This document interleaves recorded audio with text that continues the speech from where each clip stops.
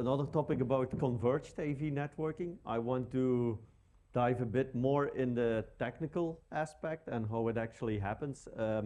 Converged AV networking, to give that as an introduction from how we see it from Luminex, we really want the AV specialist, the audio video lighting technician, to be able to use all this great equipment which is out there, which can be network connected, which is using these latest standards, these latest technology, that he can use it in a very confident way. The network should not be a pain, but should be just an infrastructure that is actually there as your cable and not to be worried about. And that's where we say, yeah, we can build a network without IT knowledge. Well, that's a big sentence, let's say. It's always good to have IT knowledge, because the more you understand what happens behind, under the hood, the more confidence again you have in a system. So we're also very happy as far as we try to hide things from the user on the IT technology and make it simple in Luminex, that we also want to elaborate and bring knowledge to the user, because in the end, it helps to use your product in a confident way so that you know what happens under the hood. Like I said, we simplify these IT-specific parameters and try to make a complex solution to work in a very simple way. And for that, we offer some products at Luminex, which are our gigacore switches and our Araneo software. I'm not going to go into my products. And for us as a manufacturer to be able to do that, we need to collaborate very closely in many different standard groups, in other working groups where we can know which is the technology out there.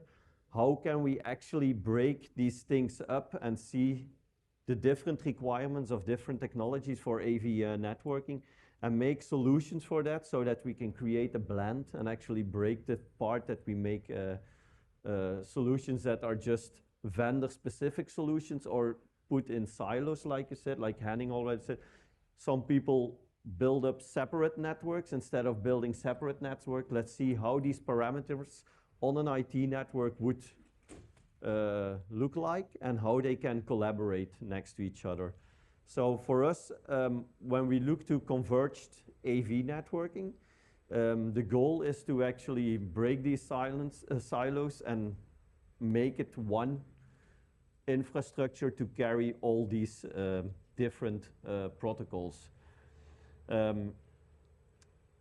In the end, once you have a network that can actually carry, or where these different technologies can coexist, it will simplify your setup, because you have a topology which carry multiple things, but you can actually simplify your infrastructure. It can scale easily, and it allows in the future, which we are not today, I believe, more interoperability. Still, each protocol talks its own language, and there's coexistence possible on the network. There's no full interoperability possible today on the network, but an infrastructure where it can live together at least facilitates that path toward full interoperability. So let's have a look on what are the challenges we have today on a network in technology way actually to make this happen.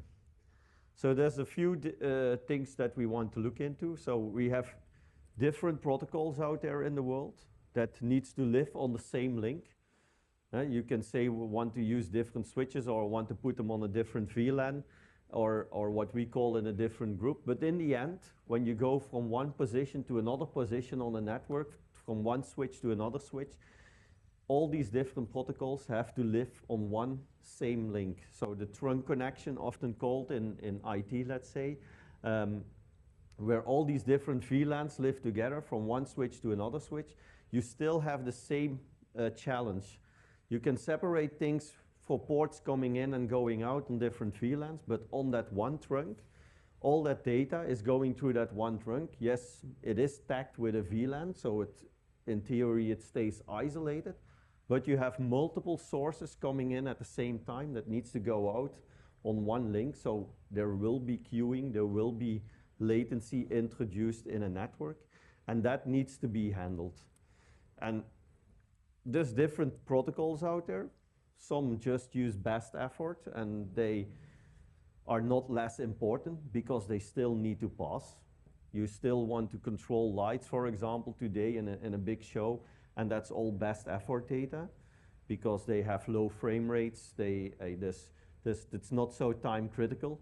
However, we would like to see that differently and more aligned with other protocols we see in the world. But at this time, it's all best effort, but also there you want to have some guarantee that this is passing. And you have more time critical data, which is then either low latency data or data that needs to be at least very precise time aligned at the output.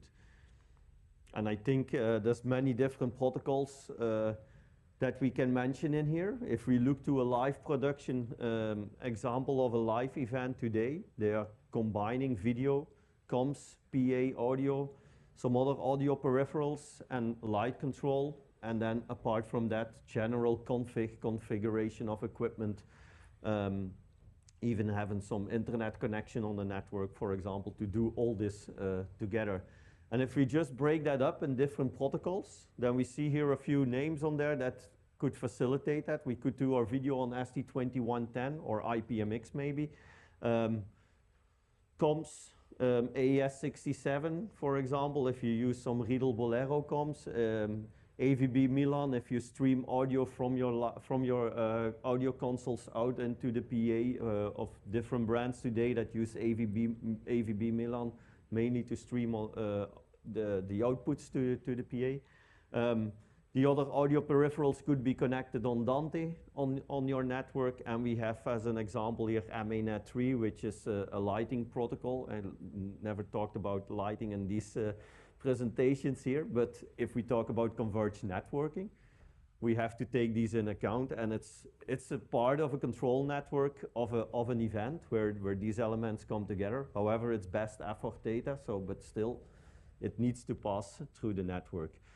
So apart from also all the other control and configuration data. So these are the protocols or the different technologies we're gonna keep in mind, because these are the ones that we want to pass on the same network infrastructure. So what are the technical challenges we're looking into? One of the first things we will dive in a bit detail is about clock, is about network clock, PTP. So there's different flavors of it, there's different versions, and within the versions there are different flavors. And, but these are very critical data and needs to be handled in a way that in the end result still keeps its precision and its functionality in the network. There's another big challenge we see in the network technology layer is that there is quality of service, which is actually improving best effort data and make sure that if we have two talkers going into the network needing to go out on the same link, that at least there is some queuing mechanism that we can apply so that this packet had a higher preference on the network than the other one. So if they arrive at the same time and need to go out on a port, that we can have some quality of service in place. But also there within QoS and DevServ, we see that there could be possible conflicts already, which we'll see in the detail in a moment. And then another topic I want to highlight is traffic shaping. We have in our example, which are still there, if we look to the PA audio, and if we say we use AVB Milan, then we have credit-based shaping technology, which will be explained in a moment. But if we look to the other audio protocols, or maybe the video protocols, ST2110, Ravenna, AES24, they are strict priority queuing. And so these different elements of where queues are used to either shape the data or at least give priority on the network are combined together on that one link again. So within Luminex, we actually facilitate this completely. One thing we cannot control in this, where we don't have control, is bandwidth. For some protocols, yes, for AVB Milan there is reservation, but everything that does not do any bandwidth reservation, your system is still depending on your design insights. So I take bandwidth is just a basic requirement. So if you do an application where you run video and all this together, you have at least need to have a notion about the bandwidth requirements. So that's something I'm not touching in this convergence topic. If you look into precision time protocol, then if we have protocols that are dependent on precise timing, like we have in video and in audio protocols, so the main goal is actually that if we have a playout of an audio or a video, that there is a transmitter and a receiver, and if it's needed, that receiver has a high accuracy on when the playout needs to work, then we need some kind of timing mechanism in the network. And PTP facilitates that. So it's mainly the basic concept is that there is a current time at the transmitter side, and it actually sends out a packet and says at what presentation time it needs to be played out. So at the receiver side, it receives the sample, and it plays out the sample at a very specific time. To achieve this, these elements need to be very correctly time aligned or in sync, like we say. So and PTP is a protocol that facilitates that. Like I mentioned earlier a bit, was like there's two versions of it. There's PTP v1. And the reason I mentioned that here is because Dante Audio is using mainly PTP v1 unless you switch it into AES24 mode. But let's say we use Dante on the network in this case as well. So PTP v1, it has a clock. The clocking of PTP v1 is in here and in the antivirus, but on the switch side, on all the infrastructure in between, there is no interaction on the protocol, on the PTP protocol. So all the hops it goes through, if you want to facilitate PTP v1 and have the least impact on the end side, then you need to be able to forward PTP v1 as fast as possible and as strict as possible, because all these hops in between will allow the packet to be delayed, and if that's different from the other packet, what happens in the end that you have a lot of jitter, like you have two clocks, transmitter and receiver ticking, and at some point it takes off and and backs online. So in PTP v1 in general, they also allow a larger window of jitter, which is for some technology not allowed. So if you look to AES24 or to AVB Milan, where we want sub-microsecond accuracy, this cannot be achieved with PTP v1. This can be achieved if that's the only thing you do on the network, but if you look to converged networking or even loaded networks, then, and multiple streams are there, then there is always some latency. So PTP v2 is a solution to that. Because in this way, every element in the network can take part in the clocking mechanism. And that can be in different ways. First of all, if you use network switching that is not capable of PTP v2 and can just forward it and does not do anything with it, then you have the same impact as in PTP v1. You will have clock jitter, so you cannot reach the accuracy. But if your switches accommodate PTP v2, then at least what they could do is transparent clocking. So it means that the packet will be forwarded, but from the moment it comes in, it gets a timestamp in hardware. There is something stamping the packet.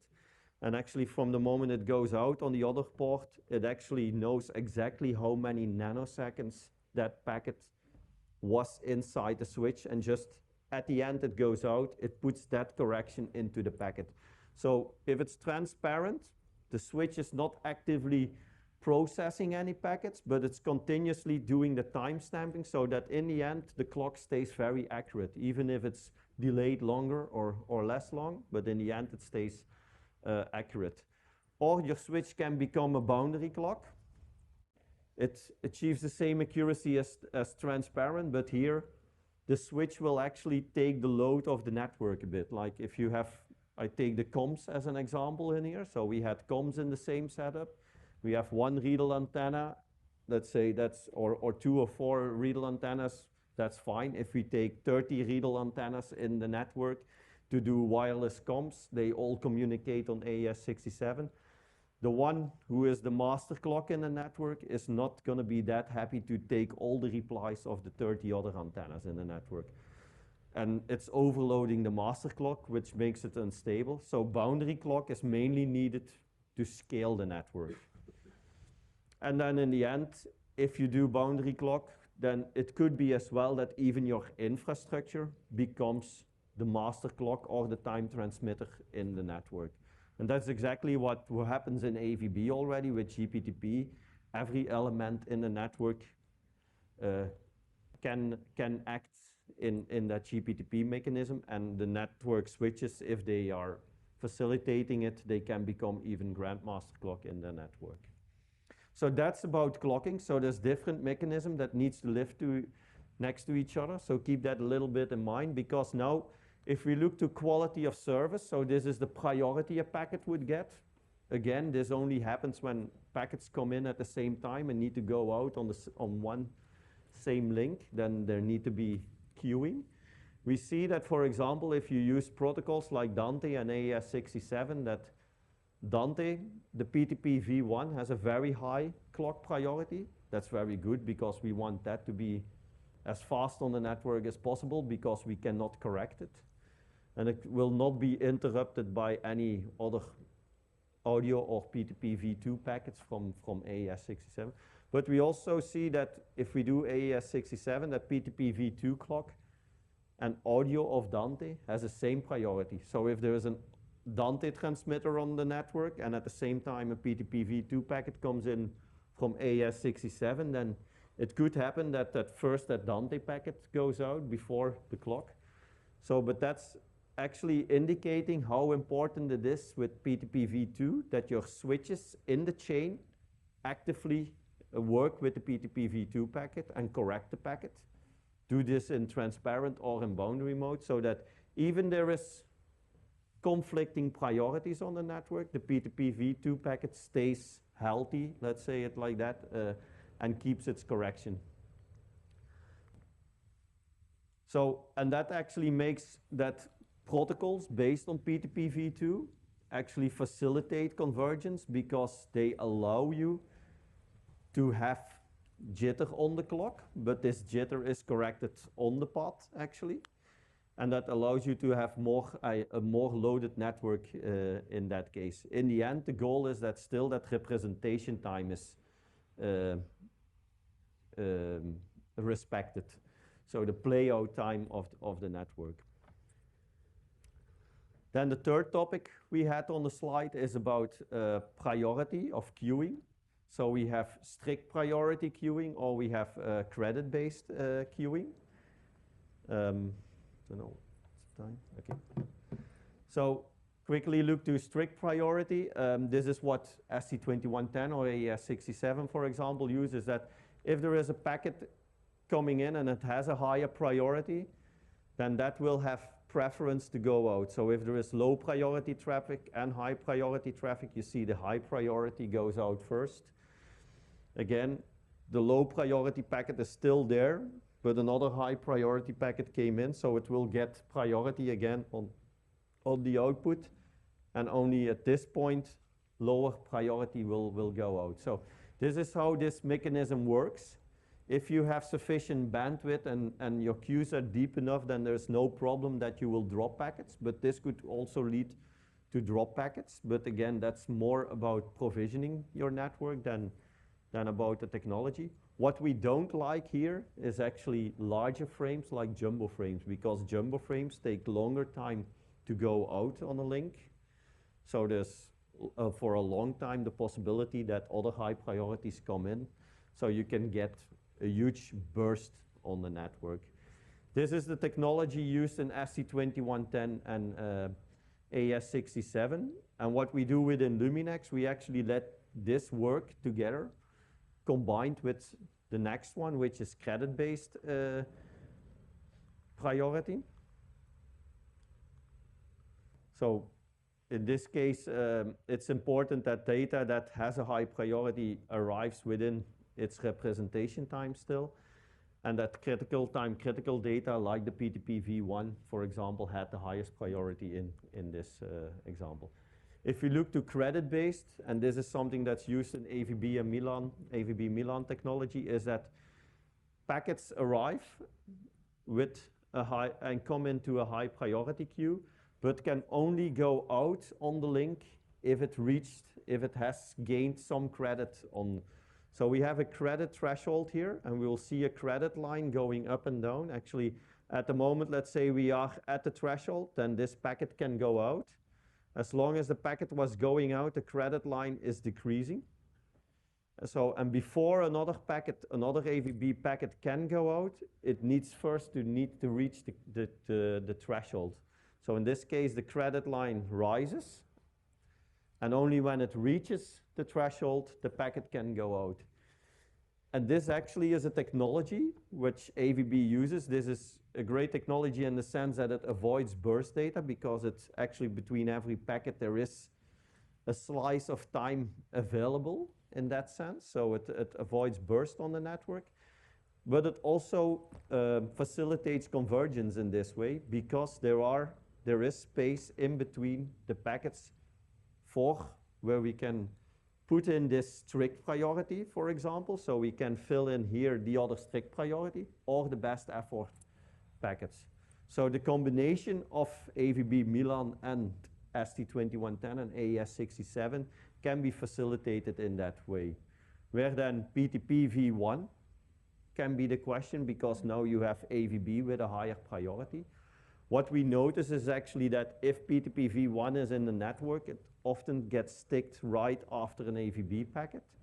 And you can measure actually sometimes more accurate PTP v1 traffic than without shaped data on the network. So this is the credit-based shaper. So the main importance is here that it can be used in converged networks, because it always has a space behind the packet where the other strict priority or best effort data can go. And it reduces, in this case, the burst on the network. So that's what I wanted to explain a bit. There is network technology on the market today and there is network switches and standards that enable convergence. These standards are like AVB Milan, but also like ST2110, Ravenna, AES67, because they have the mechanism in place where time accuracy can be maintained. And like I said, it's because of PTP v2 actually enables the fact that it's easier to maintain such a network. And the credit-based shaping allows you, for example, to make sure that there's room for other traffic in that network. And that brings us to the fact that one infrastructure to multiple applications is possible. And I didn't took, like I said, bandwidth in consideration. And like Henning said in its earlier presentation, well, here it now starts from how do we gonna keep guaranteeing that? How do we actually control that? Not just someone plugs something in and then the other data is pushed away again. So we have our own tools for this, our network switches and our RNA software that can monitor that network, because apart from saying it can be done, we also want to make it visible. Again, like knowing what goes on beyond the hood, but also seeing how your network is performing will give you the confidence that using converged network is possible. So if you have interest in it, don't hesitate to visit our distributing partner booth in the NAB section of the show. Or if you have any further questions or want to chat